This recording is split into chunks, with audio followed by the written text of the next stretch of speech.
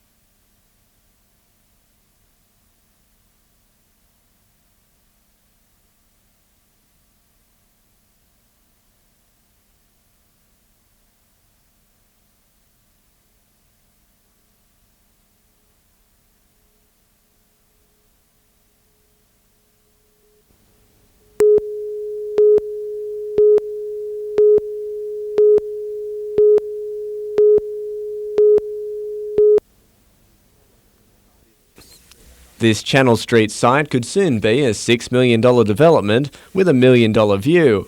Boasting 26 units and ground floor retailers, the Paris Apartments proposal fronted a council committee last night and after a favourable reaction was referred to next week's full meeting. It appears as though the council will favour the development. The only concerns last night were relating to using some of the open space contribution to develop the foreshore opposite and possibly car parking problems. It's believed the development would help revitalise Swansea's retail strip, and it's already earned the support of the local Chamber of Commerce. Along the lines of what the RSL's done on the other side, the council putting in the boardwalk right out to Coon Island, and that development down that end of town, it'll be the impetus for what we need to tidy up the rest of the area. Meanwhile, a decision on a proposal to put bulky goods warehouses and a Burger King at Warners Bay's old Delforce site is a step closer, with council to inspect the area tomorrow. Colin Baldwin, NBN News.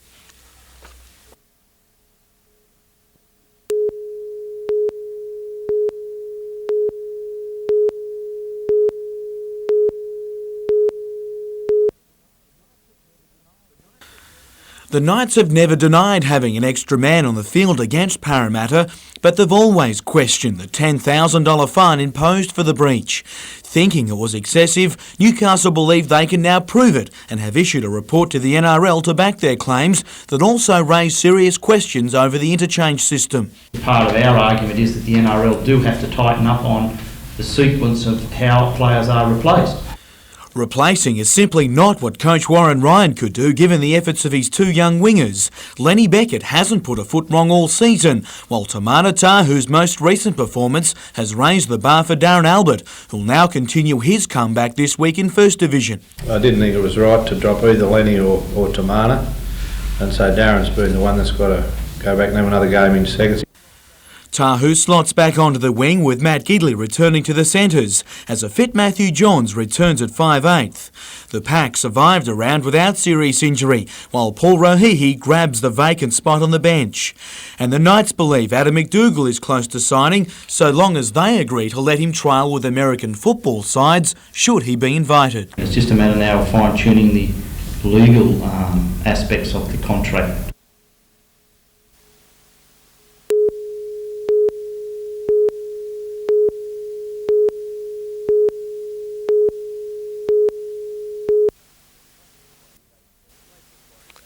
Lake Macquarie-based vessels have always had to carry the name of Newcastle as their home port when travelling overseas, until now.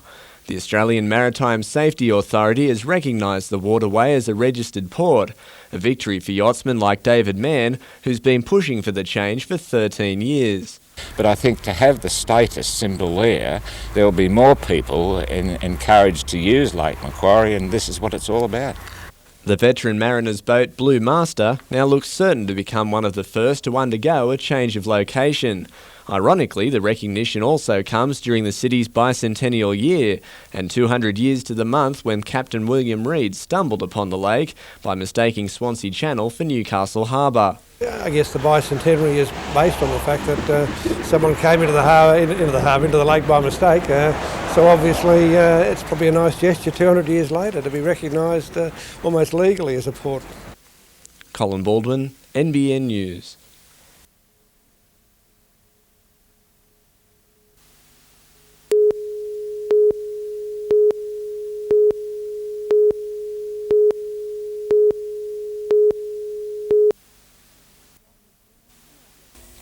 The local drop has become the lifeblood of Broke, so producers say guaranteeing the supply of water for irrigation is like throwing them a lifeline.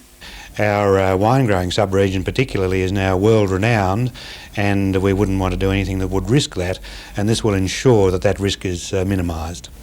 Around 170 landholders initially funded a $250,000 feasibility study, but those plans are now quite literally in the pipeline. In a boost for agriculture, it's hoped work on a $6 million structure, delivering up to 3,000 megalitres a year, will be pumping water to its investors by early 2001.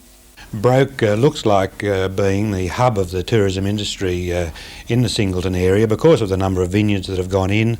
We now have thousands of olive trees planted out there. We have an alpaca farm. There's a very diverse agricultural pursuit out there. And the huge community effort may also have spin-offs for Singleton Council. There's been a mention of potable water for, say, the village of Broke, but council will have to have a look at that project and cost it, and then we'll make a decision on that. It's hoped council will give the project the green light by late next month. Brooke Webster, NBN News.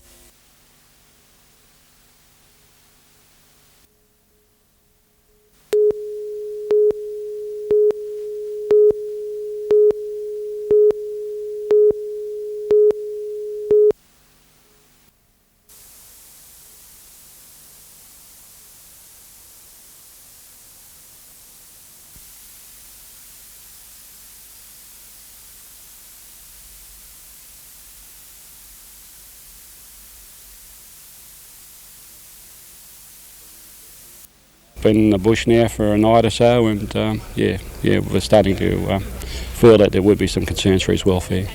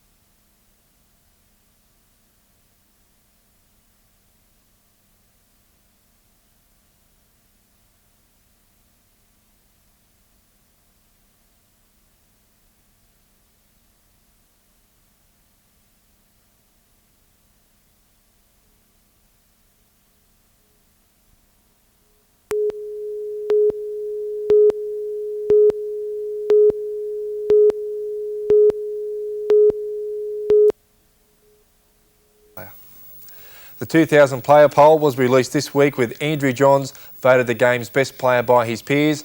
That also provided the selectors with some food for thought on the kangaroo halfback job given Brett Kamali has it at the moment. But the poll also revealed some other interesting results, with Trent Barrett thought to be the game's next superstar. No surprise that Gordon Tallis won a string of awards, including the hardest hitter, hardest to tackle and the #1 guy not to pick in a fight. Craig Wing was voted the most overrated player, with Rodney Howe just behind him. The Broncos picked up plenty of accolades. Among those, Wayne Bennett voted best coach, while the West Tigers' Terry Hill chalked up another first place as the game's best sledger. And as for grounds are concerned, Campbelltown and Marathon were voted the worst to play on. One of the issues the players felt strongly about was that South Sydney should be allowed back into the NRL, but the courts will ultimately decide on that one in the near future. Now to Players of the Week, and Tamana Tahu puts one under the black dot and then one over it. You're on fire, T. And a slam of a different kind with Rodney Howe, who was sent off for this hit on the already battle-scarred Jeff Tuvey. Just another one for the collection, Tubes. 2 tips for round 25, and tonight, the Storm to beat Canberra, the Broncos over the Warriors, Penrith over the Eagles, Roosters, Sharks, Knights and Bulldogs to win their games. Good luck for your tips. Back to you, Rabs.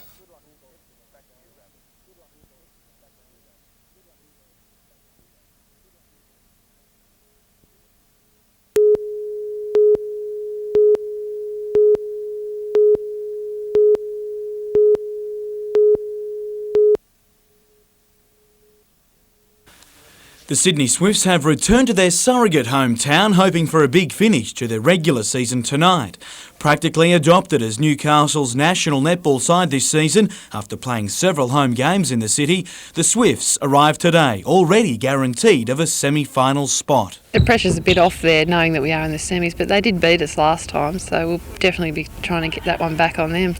Hometown girl Reagan Jackson has slotted into the centre role of late, and the former defender is enjoying the change. But something the whole side wants is consistency in results. Patchy all season, Sydney wants to start its run towards the title tonight. Well, confidence is a pretty important part of your game, and knowing that you get a good game under your belt the week before, it definitely holds you in good stead. The Swifts went down in a thriller the last time they played at Newcastle, but that was without Australian vice-captain Liz Ellis at the back. Her return, and with Jackson relatively injury-free, the Swifts may just have the edge.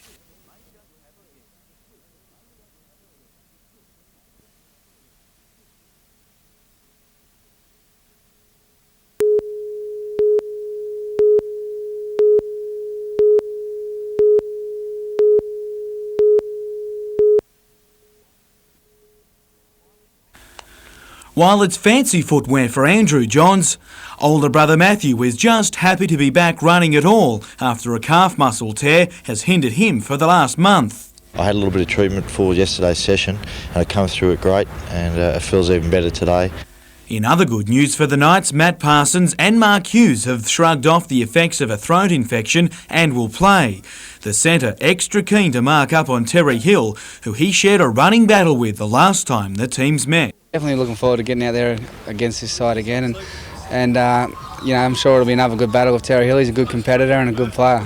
Hill gave Hughes a hell of a time in the first round encounter, and while the young Knight got the better of his Tigers rival in that match, he expects Hill to be on his case once again on Sunday. Yeah, he certainly is a fierce competitor, and he'll be on his home ground this week, and I'm sure he'll be pumped up for the game.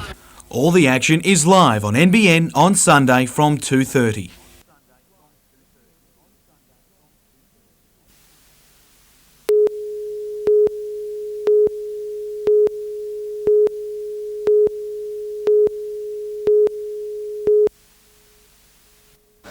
I'd like a quick pick, please. 10 numbers, 10 games.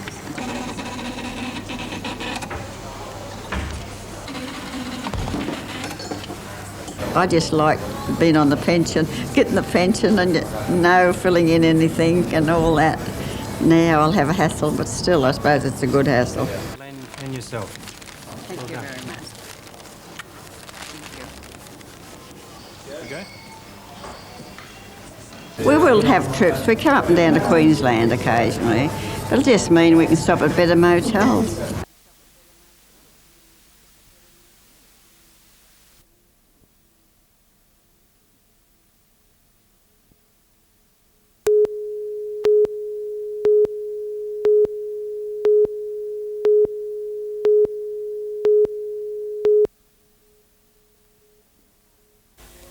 From the farm at Patterson to shops and accommodation houses in Sydney, these naturally grown oranges and mandarins will be tempting international taste buds. Worldwide, it certainly will bring recognition to the way we grow as much as anything, the fact that we are a natural production system.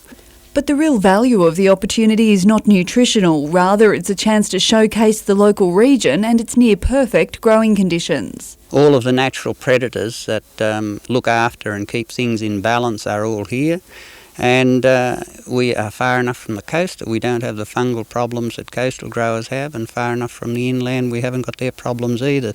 Today, visitors to the Farm Skills Day at Tokal Homestead had the chance to sample the produce, and it's hoped the already increasing consumer demand for organic products will continue, making organic farming economic as well as environmentally friendly. As we get an awareness campaign among growers that they can work with natural systems and become more of an output situation than an input-out situation, that I think that, yes, they will be encouraged. Brooke Webster, NBN News.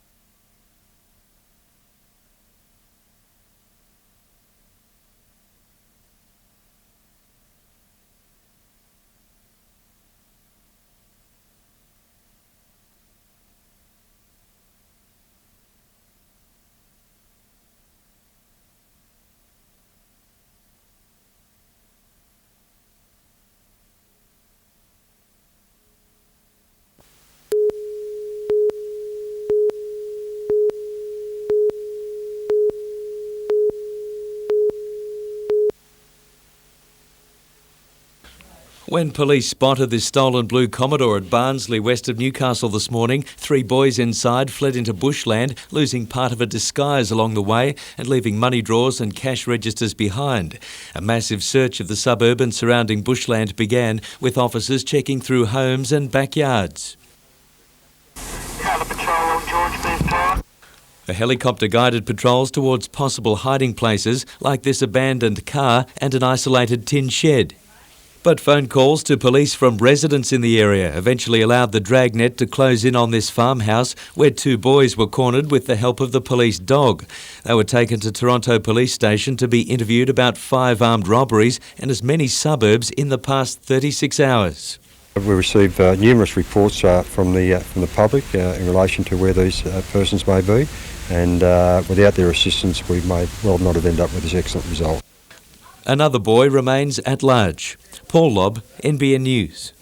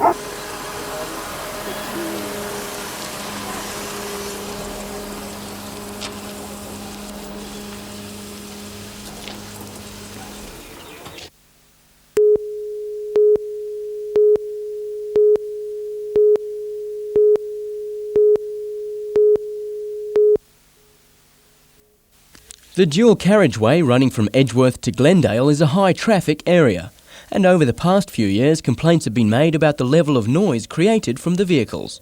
I suppose the biggest single contributor to noise would be motor vehicles, both ordinary cars and then trucks. And after a few years of surveying, the RTA has now posted its findings about where the trouble spots are. The aim of the survey is to get the community feedback on what the noise levels are so that the RTA can plan for what should be done about it. As the surrounding suburbs continue to grow and expand, it looks as though the roads won't be getting any quieter. There had been complaints about noise levels, what with increasing industry, with the shopping centre, increasing houses in Glendale and Edgeworth. Residents from the area are being urged to study the findings and bring to light any concerns they may have. The noise survey will be on display for 3 weeks. Meanwhile, the RTA will be conducting further noise studies around the Hunter to try and establish what the average noise level is on our busy roads. Adam Harper, NBN News.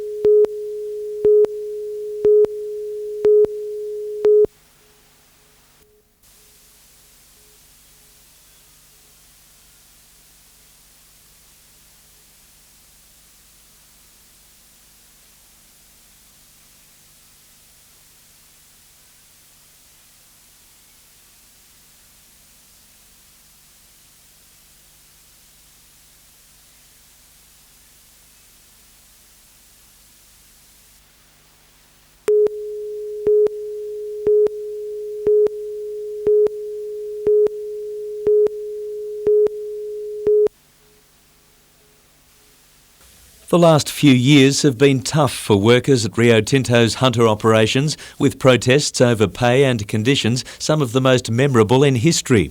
Today, a new page was written as 220 workers from the Mount Thorley open cut accepted a new collective agreement with the company, giving them better pay and conditions and 3 years job security. A deal thrashed out by unions and management over 2 years.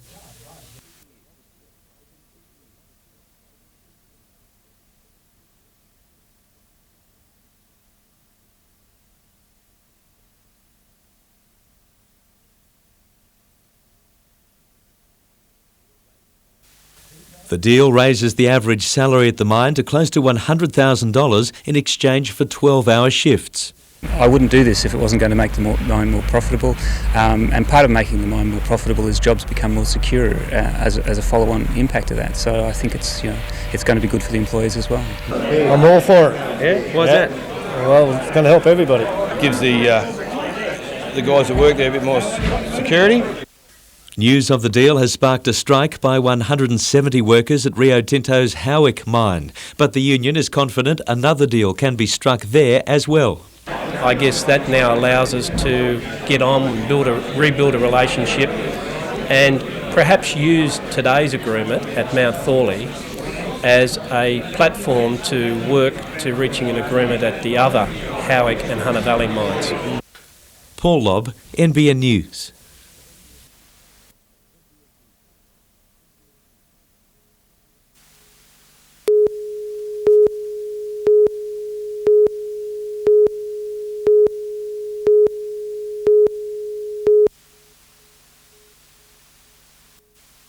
The blaze took hold of the veranda of the 70-year-old man who called it home was trapped. Potty Tyndall didn't make it to the front door. Firefighters found him crumpled on the hall wall and dragged him from the burning building.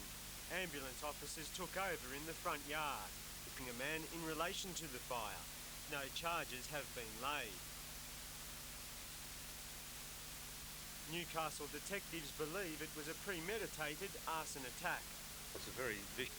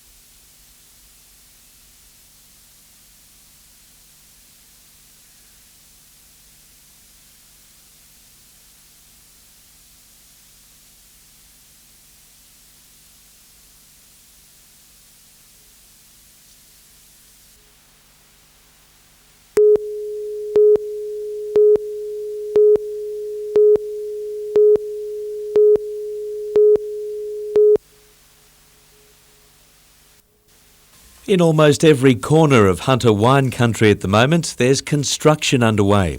Cessnock Council says it doesn't have enough town planners to process the influx of development applications. At the moment, Council has $1.5 billion worth of developments before them. That's mainly out in the vineyards, and it all equates to jobs. The $100 million Cypress Lakes Resort is one business joining the boom with the opening today of a new health and beauty spa. The $3 million price tag of the new complex has caused no stress for its owners, who are confident of capturing the lucrative weekend escape market. Because no one else offers anything like this around. So, yeah, we'll have the largest facility within this district. And also a lot of people need to get away from Sydney in their hectic lifestyles, and it's 2 hours drive. More than 1 million people now visit the vineyards each year, and with two separate $400 million developments on the verge of approval, business is booming. It reflects back into the town itself, because people come to the vineyards to relax and have a good time, and then they want to see what the city's like, and of course they spend their money at our new shopping complexes. Paul Lobb, NBN News.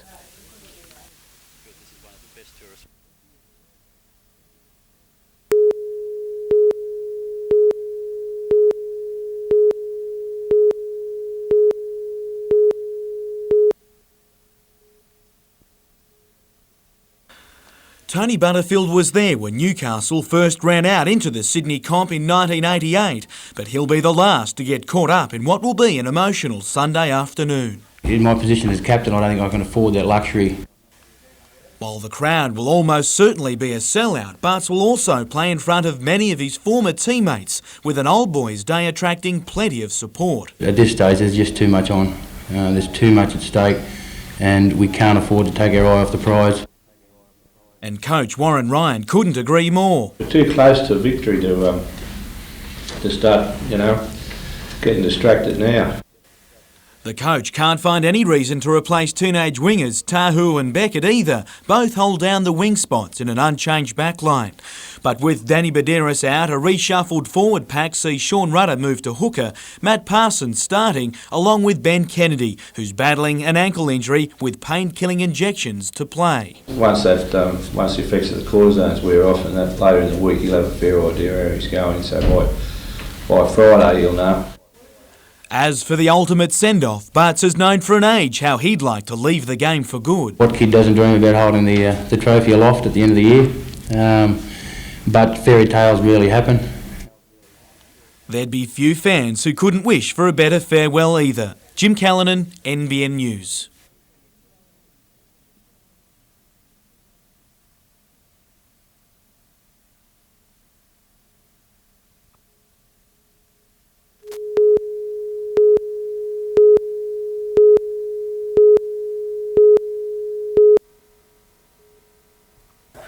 Nearly 10 years after the idea for a cancer research institute was floated, the heavy machinery has moved in.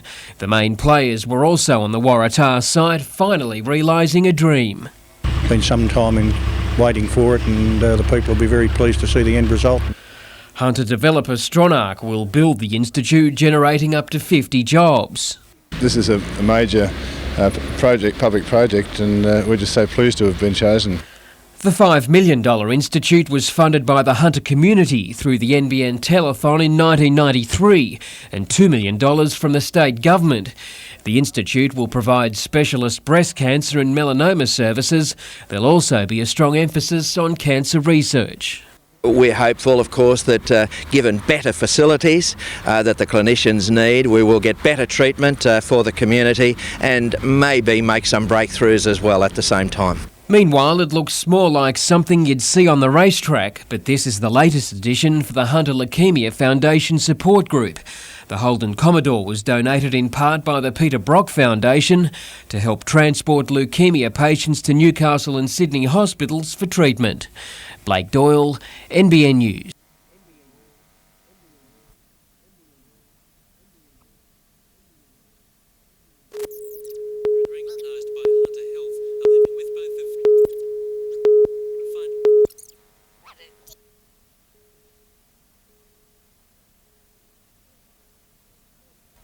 Snow White and the Seven Dwarfs is Walt Disney's oldest fully animated feature-length cartoon, dating back to 1937.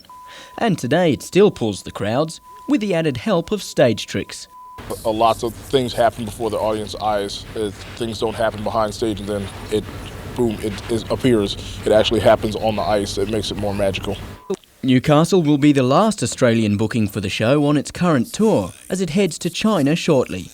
The show uses more than 40 skaters from across the globe in a $12 million production. We encourage the children and the parents and the grandparents to scream out, "Don't do it, don't eat the apple." When the hag comes out, we encourage them to boo her. We really want audience interaction with the show. The show runs until Sunday.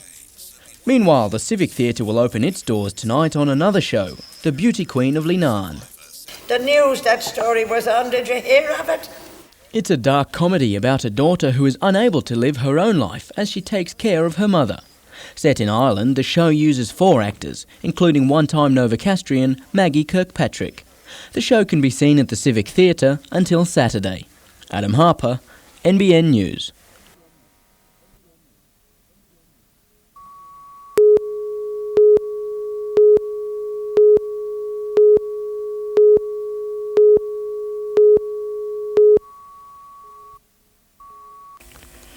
It's hard to imagine the Homebush Bay Olympic site was once a livestock sale yard and polluted wasteland.